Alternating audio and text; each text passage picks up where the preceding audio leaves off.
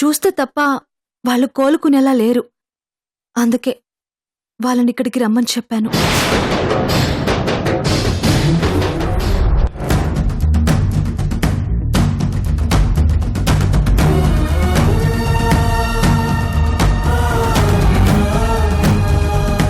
ఇలా బలవంతం చేసి తీసుకెళ్తానంటే ఆత్మహత్య చేసుకుని చచ్చిపోతానంతే.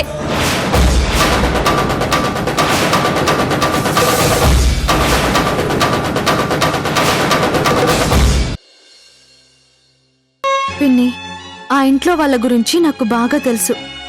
వాళ్ళు చాలా మంచివాళ్ళు. పూర్ణిమని వాళ్ళ సొంత బిడ్డ కంటే ఎక్కువ ప్రేమగా జాగ్రత్తగా చూసుకుంటారు. ఈ విషయంలో మీరు భయపడాల్సిన అవసరం అస్సలు లేదు. నేను హామీ ఇస్తున్నాను.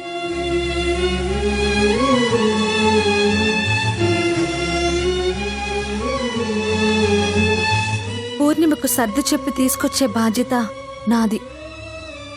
దయచేసి అర్థం చేసుకోండి పిన్ని, ప్లీజ్. దాని మొండితనం చూసి భయపడ్డాం. నీ మాట మీద నమ్మకంతో ఉండడం తప్ప మేమేమీ చేయలేని పరిస్థితిలో ఉన్నామమ్మా. మీరేం బాధపడకండి పిన్ని. వీలైనంత త్వరలోనే పూర్ణిమని మీ దగ్గరికి తీసుకొస్తాను. మీరంతా ప్రశాంతంగా ఉండండి.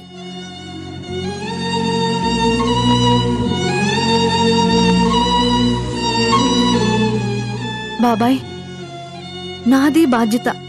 నా మీద నమ్మకంతో ఉండండి ప్లీజ్.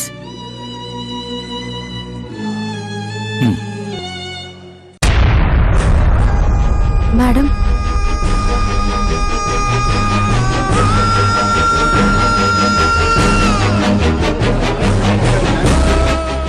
సరస్వతి, వెళ్దాం పదండి.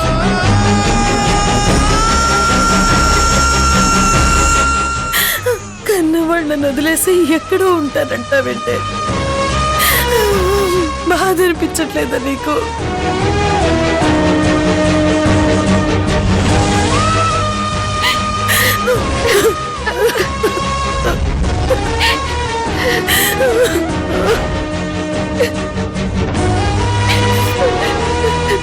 అమ్మా, ప్రాణాన్ని వదిలేసి వెళ్తున్నానమ్మా. జాగ్రత్త తల్లి.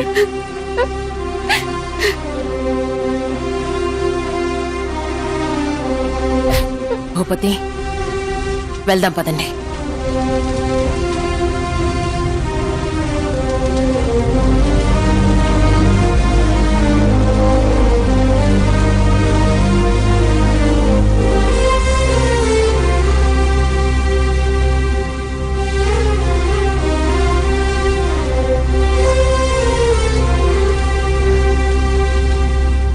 ఏంటి పూర్ణిమ ఇదంతా?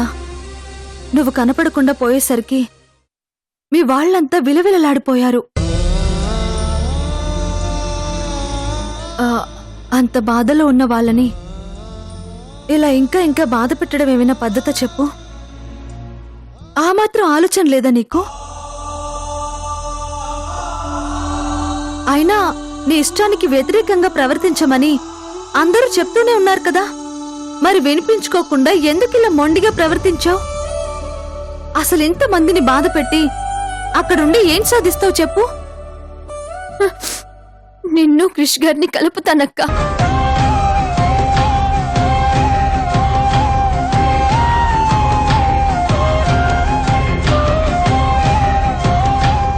ఏంటి? అవునక్క, నేను మా ఇంటికి వెళ్ళకపోవడానికి కారణం మా అమ్మ వాళ్ళని బాధ పెట్టడానికి కాదు, ఆ బలరాం గాడి భరతం పట్టడానికి. పూర్ణిమ, నువ్వేం మాట్లాడుతున్నావో నాకు అర్థం కావట్లేదు. అక్క, ఏ క్షణమైతే నిన్ను నా అక్క అనుకున్నానో ఆ క్షణమే నిర్ణయించుకున్నాను, ఏం చేసైనా సరే నీ జీవితం హ్యాపీగా ఉంచాలని. క్రిష్ గారు నువ్వు కలవాలంటే మీ మధ్యలో ఉన్న ఆ శకునిగాడి అంత చూడాలి. ఈ క్షణం నుంచి నేనదే పనిలో ఉంటానక్క. పూర్ణిమ, నీకేమైనా పిచ్చా? వాడి గురించి నీకు తెలీదు. అనవసరంగా రిస్కులో పడతావు. వాడి సంగతి నేను చూసుకుంటాను. నా మాట విని నువ్వు మీ ఇంటికి వెళ్ళిపో. అక్క, నువ్వు ఎక్కడో ఉంటావు. ఇక్కడ ఈ బలరాం గాడు క్రిష్ గారికి ఏం మాయ మాటలు చెప్తాడు, ఎలాంటి చిత్తులు వేస్తాడో నీకు ఎలా తెలుస్తుంది చెప్పు? వాడి మీద నువ్వు గెలవాలన్నా, వాడి మాయ నుంచి నువ్వు కృషి గారిని కాపాడుకోవాలన్నా వాడి ప్రతి కదలిక నీకు తెలియాలి. అలా తెలియాలంటే నేను అక్కడే ఉండాలక్కా. అయినా సరే నువ్వు అక్కడ ఉండటం కరెక్ట్ కాదు పూర్ణిమ. వాడికి ఏమాత్రం డౌట్ వచ్చినా నువ్వు లేనిపోని ఇబ్బందుల్లో పడతావు. వద్దు, మీ ఇంటికి వెళ్ళిపోదాం పద. అక్క, అక్కడ అందరి దృష్టిలో నేను పిచ్చిదాన్ని. నేనేం చేసినా పిచ్చి చేష్టలే అనుకుంటారు తప్ప ఎవరికి డౌట్ రాదు. మరి ఇబ్బందుల్లో ఎందుకు పడతాను చెప్పు? నువ్వెన్నైనా చెప్పు పూర్ణిమ. ఏ క్షణంలో ఏం జరుగుతుందో మనం చెప్పలేం. నా వల్ల నువ్వు రిస్కుల్లో పడటం నాకిష్టం లేదు.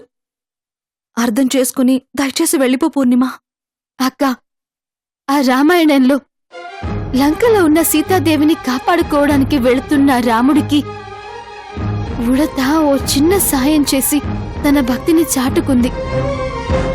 ఈ రామాయణంలో భర్తని కాపాడుకోవడానికి యుద్ధం చేస్తున్న ఈ సీతాదేవికి ఓ ఉడతలా సాయం చేసి అదృష్టం నాకివ్వక్క. ప్లీజ్ అక్క.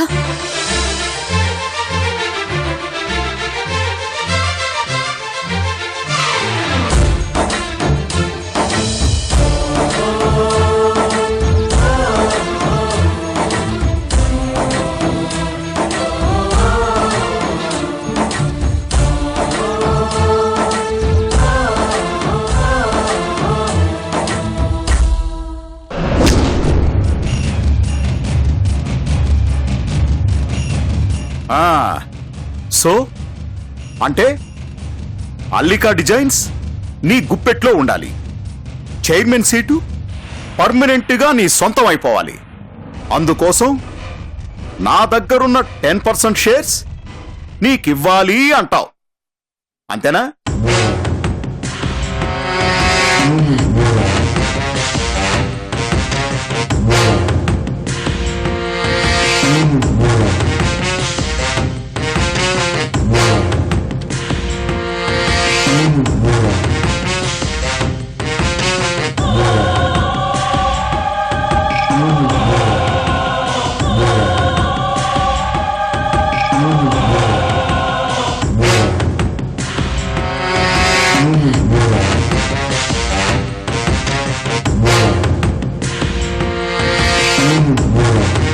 కూల్ డ్రింక్ తాగండి, కూలింగ్ తగ్గిపోతుంది.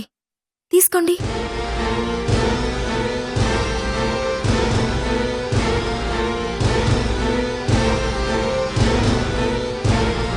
యాక్చువల్గా నాకు కూలింగ్ ఐటమ్స్ కంటే స్పైసీ ఐటమ్స్ అంటేనే చాలా ఇష్టం.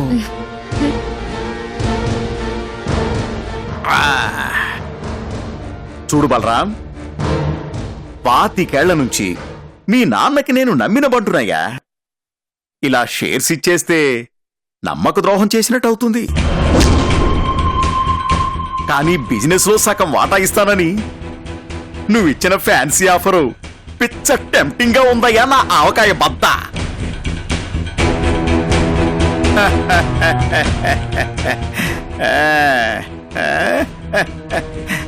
కాకపోతే బలరాం, నువ్వు బిజినెస్ లో బాగా లేత కుర్రాడివి కదా, అందుకే చిన్న లాజిక్ మిస్ అయ్యావయ్యా.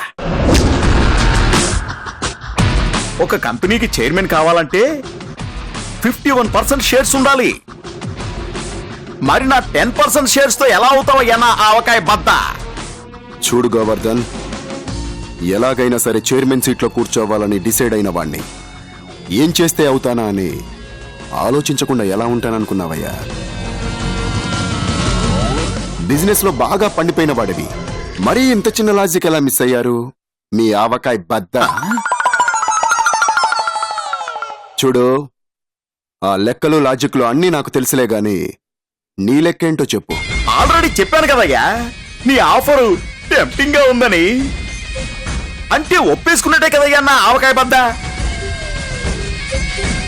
కాకపోతే బలరాం, ఏదో కుతూహలం కొద్దీ అడుగుతున్నాను, మిగతా 41% ఎలా తెస్తావు? నీలాగే ఇంకో డైరెక్టర్ దగ్గర 10% ఉన్నాయి కదా. ఏంటి నువ్వు చెప్పేది నందగోపాల్ గురించా? వాడు నమ్మకానికి అమ్మ మొగుడయ్యా. నాలాగా టెంప్టింగ్ కి లొంగేవాడు కదా నా ఆవకాయ బద్ద. ఏ రూట్లో వెళ్తే వాడు నా రూట్లోకి వస్తాడో నాకు తెలుసులే గాని నువ్వు నాకు ఒక చిన్న ఫేవర్ చేసి పెట్టాలి. షేర్లే ఇస్తున్నా, ఫేవర్దే ఉంది నా ఆవకాయ బద్ద. అదేంటో చెప్పు. క్రిష్ని నమ్మించి వాడి దగ్గరున్న 65% షేర్స్ లో 35% అమ్మటానికి ఒప్పిస్తాను. కానీ ఆ షేర్స్ నా పేరు మీదుంటే క్రిష్కు తెలిసిపోతుంది. అందుకని ఆ షేర్స్ ని వేరే వాళ్ళ పేరు మీద నేనే కొంటాను. అందుకోసం బాగా నమ్మకస్తుడైన బినామీ ఒకడు నాకు కావాలి. ఓయబ్బో, అట్లాంటి బినామీలు నా దగ్గర కుప్పలు తెప్పలుగా ఉండలా. మామూలుగా కాదయ్యా, నమ్మకానికి అడ్రస్ ప్రూఫ్ లాంటి తీసుకొస్తా. నా మీద నమ్మకంతో ఉండిపోనా ఆవకాయ బద్దా. ఏదైనా తేడా వస్తే భలే వాడివయ్యా స్వామి. తెలిసి ఎవడైనా కత్తితోటి గన్నతోని పెట్టుకుంటారంటయ్యా నా ఆవకాయ బద్దా. ఇదిగో బలరాం, ఆ షేర్స్ అన్ని కొంటే 55% తో నువ్వు చైర్మన్ అయిపోయినట్టే. అందుకని నీ పనిలో నువ్వు ఉండు, నా పనిలో నేనుంటా నా ఆవకాయ బద్ద.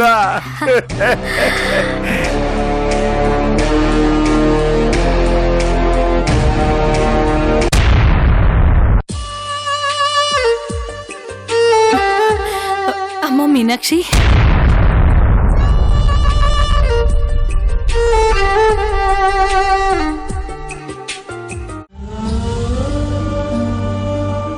అయ్యో ఏంటండి మీరు? అమ్మా, పూర్ణిమ కనపడకపోయిన దగ్గర నుంచి తిరిగి తనని చూసే క్షణం వరకు మేమంతా ఎంత నరకం అనుభవించామో, ఎన్ని నిద్రలేని రాత్రులు గడిపామో మాకు మాత్రమే తెలుసు. రోజులు గడిచే కొద్దీ మా బిడ్డ మాకు దొరుకుతుందో లేదోనని ప్రాణాలు గుప్పెట్లో పెట్టుకొని బతికాము. నువ్వు కేవలం మా బిడ్డని మాకు చూపించడం మాత్రమే కాదమ్మా, ఆ రూపంలో 3 ప్రాణాలే కాపాడావు. అమ్మా, చిన్న సాయం చేస్తేనే దేవుడు అని దండం పెడతామే, మరి మా ప్రాణాలని నిలబెట్టిన నీకు దండం పెట్టడంలో తప్పే ఉంది చెప్పు. తప్పండి. అమ్మ చేతులు ఆశీర్వదించాలే తప్ప దండం పెట్టకూడదు. అయినా నాకు తెలిసిన విషయాన్ని చెప్పాను. ఇది సాయమో రుణమో ఎలా అవుతుంది చెప్పండి? ఒక రకంగా చెప్పాలంటే దిక్కుతోచని స్థితిలో ఉన్న నాకు జాబ్ ఇచ్చి ఇంత హెల్ప్ చేసిన మేడంకి ఈ రూపంలో రుణం తీర్చుకున్నానని అనిపిస్తుంది. అమ్మా, చాలా రోజుల తరువాత మేమంతా చాలా ప్రశాంతంగా ఉన్నాం. నువ్వు ఒప్పుకున్నా ఒప్పుకోకపోయినా దీనంతటికీ కారణం నువ్వే. అంతా బానే ఉందమ్మా, కానీ మా బిడ్డ మాతో రాలేదే, ఎక్కడో పరాయి వాళ్ళింట్లో ఉంటావేంటని చాలా బాధగా ఉందమ్మా. బాబాయ్, మీకు ఆల్రెడీ చెప్పాను, ఆ ఇంట్లో వాళ్ళు చాలా మంచివాళ్ళు. పూర్ణిమ ఆ ఇంట్లో ఉందంటే మీ సొంత ఇంట్లోనే మీ మధ్య ఉందన్న భరోసాగా ఉండండి. హామీ నాది. నువ్వెన్నైనా చెప్పు మీనాక్షి, నాకెందుకో నచ్చట్లేదు.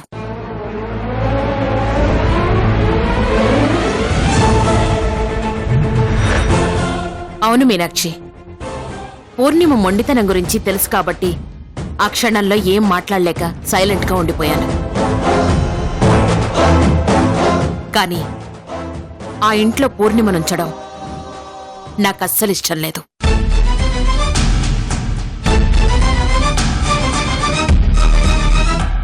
ఎందుకంటే నా దృష్టిలో ఇల్లు అంటే డిసిప్లిన్డ్గా ఉండాలి, మనుష్యులంటే బాధ్యతగా ఉండాలి. వాళ్ళందరూ మంచివాళ్లే కావచ్చు, కానీ ఒకడున్నాడు కదా తాగుబోతు.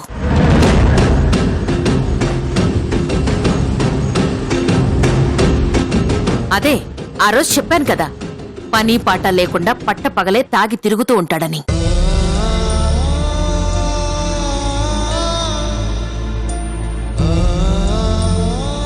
అలాంటి యూస్లెస్ ఫెలో ఉన్న చోట మనమ్మాయిని ఉంచడం ఏంటని చాలా ఇరిటేటింగ్ గా ఉంది. Madam please.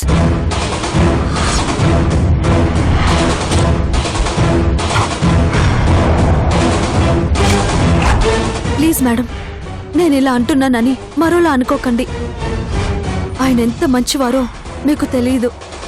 దయచేసి ఆయన గురించి ఇంకెప్పుడు ఇలా తక్కువ చేసి మాట్లాడకండి ప్లీజ్. మీనాక్షి, నాకిప్పటికీ ఒక విషయం అర్థం కావట్లేదు. ఆల్రెడీ 2-3 సార్లు గమనించాను. అతన్ని తిడితే నీ కోపం వస్తుంది. అతని మీద చిన్న మాట కూడా పడనివ్వకుండా అతన్ని వెనకేసుకొస్తున్నావు. కారణమేంటి మీనాక్షి? ఏం లేదు మేడం, ఆయన గురించి తెలుసు కాబట్టి చెప్తున్నాను అంతే.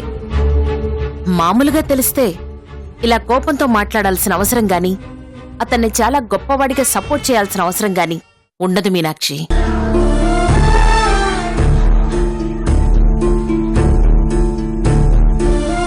అంతేకాదు, నువ్వు ఆ కుటుంబంతో మాట్లాడుతున్న తీరుని కూడా గమనించాను. ఎన్నో ఏళ్ల అనుబంధం ఉన్నట్టు అనిపించింది.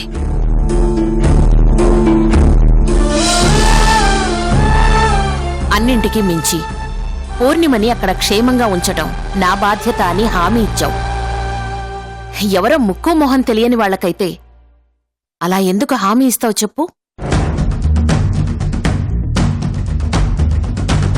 చెప్పు మీనాక్షి, ఆ కుటుంబంతో నీకున్న రిలేషన్ ఏంటి? అసలేమవుతాడు అతను నీకు?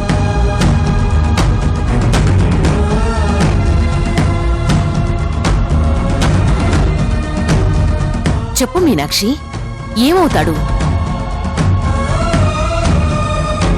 చెప్పు. నా భర్త.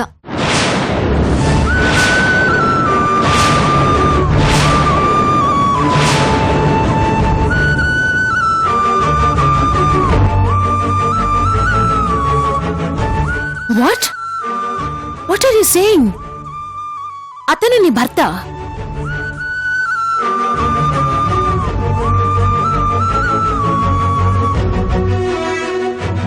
మరి నువ్వంత గొప్ప ఇంటికి కోడలిపోయినప్పుడు ఒక అనామకురాల్లాగా ఇంత చిన్న జాబ్ చేయాల్సిన అవసరం ఏంటి?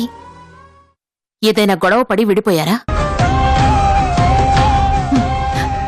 గొడవ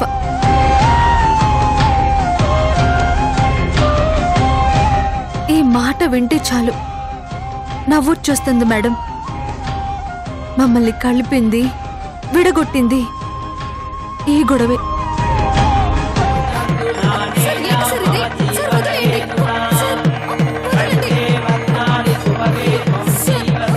తలకిందులుగా తపస్సు చేసినా ఇంట్లో కాలు పెట్టలేవు, పెట్టనివ్వను. ఇంకొకసారి మా ఇంటి ఛాయలో కనిపించావంటే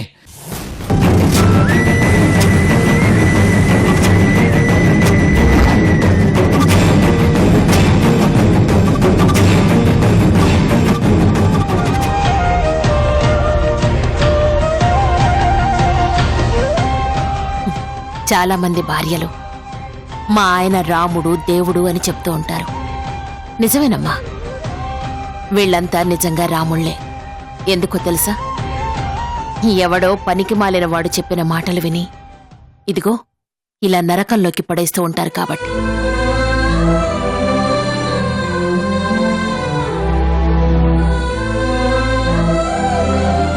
ఇంతకు ముందు అతన్ని చూసినప్పుడు బాధ్యత లేనివాడు అనుకున్నాను, కానీ బుద్ధి లేనివాడు అని ఇప్పుడే అర్థమైంది.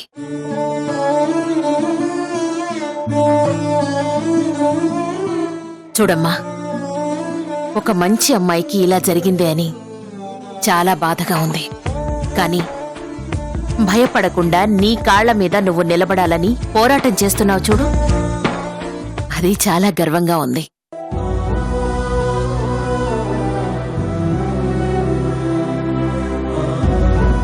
గెలుస్తావమ్మా. నీ సంకల్పమే నిన్ను గెలిపిస్తుంది. నీ మంచితనమే నీ జీవితం చాలా అందంగా, ఆనందంగా ఉండేలా చేస్తుంది. Keep it up.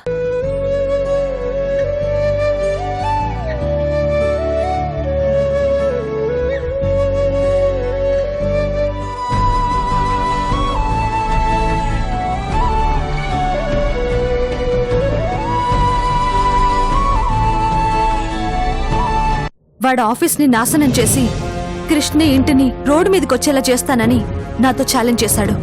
Oh 35% shares ని అమ్మామనుకో, ఏమాత్రం టెన్షన్ లేకుండా హ్యాపీగా కొత్త బ్రాంచ్ని పెట్టేయచ్చు. వాడి కుట్రల నుంచి ఆయన్ని కుటుంబాన్ని కాపాడుకోవాలంటే వాడి ప్రతి కదలిక నాకు తెలియాలి. చెప్పు.